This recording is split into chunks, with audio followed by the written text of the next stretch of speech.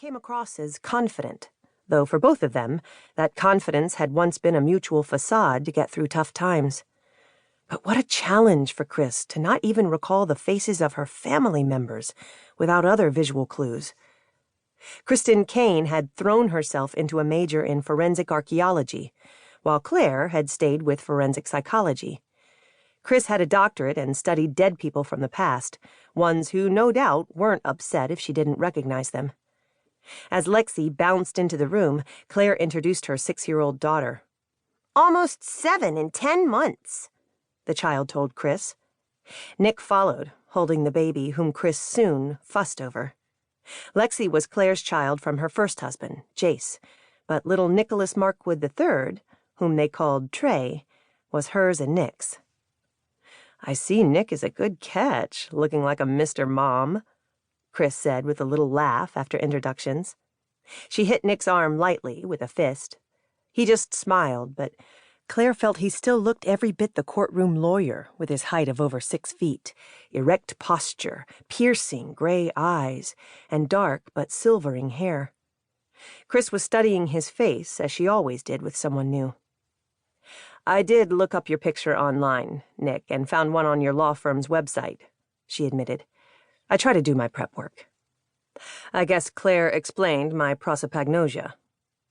"It certainly hasn't slowed you down, Doctor," Nick assured her. "It sounds like you have a fascinating career."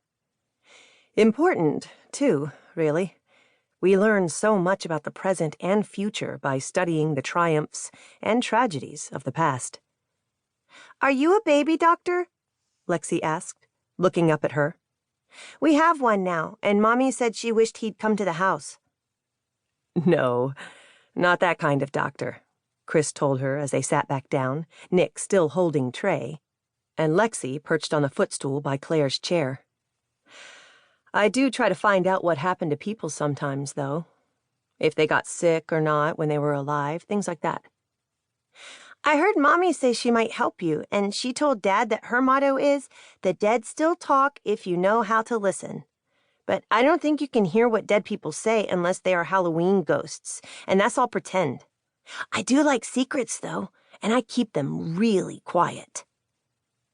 "Well, you have a very bright thinker here," Chris said, turning toward Claire. "I can tell Nick's concerned about what I want to offer, but don't be, either of you. Not a thing to worry about except getting bog mud on yourself, a few mosquito bites, and keeping a secret. And, if you accept my offer, both of you must keep our privacy agreement, too." Claire looked at Nick, but thank heavens, he didn't frown or protest, because she wanted desperately to help with this mysterious dig into the past. After lunch, in the Florida room overlooking their fenced-in pool and backyard, Nick excused himself and went to put Trey down for a nap. He was a great father and stepfather, Claire told Chris, explaining that they were still friends with Lexi's father, Jace, and his fiancée, Brittany. "I'm so glad to hear that," Chris said, frowning. "I was wondering how you and Jace were doing, sharing your daughter and all after the divorce. Before I saw how great she is today and how happy you are now, I was feeling guilty that I introduced Jace and you. I know you two fell for each other hard and fast, and it seemed so right at the time. Jace isn't like so many of those other handsome flyboys. I always had a soft spot for that daring-do kind of guy myself, though nothing ever came of it. When you set us up seems so long ago. Obviously, Jace and I had some great times, and then some bad. But Lexi was the best, and we are sharing her well. He's engaged now. Nick and I know and like his fiancée, and she's good with Lexi. Works at a zoo, so that goes a long way.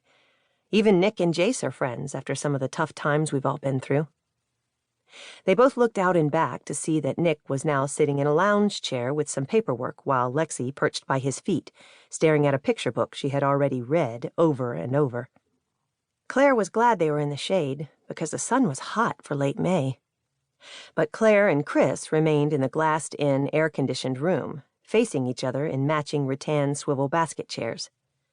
At lunch, Chris had talked about her life in Denmark in general, but with Lexi there...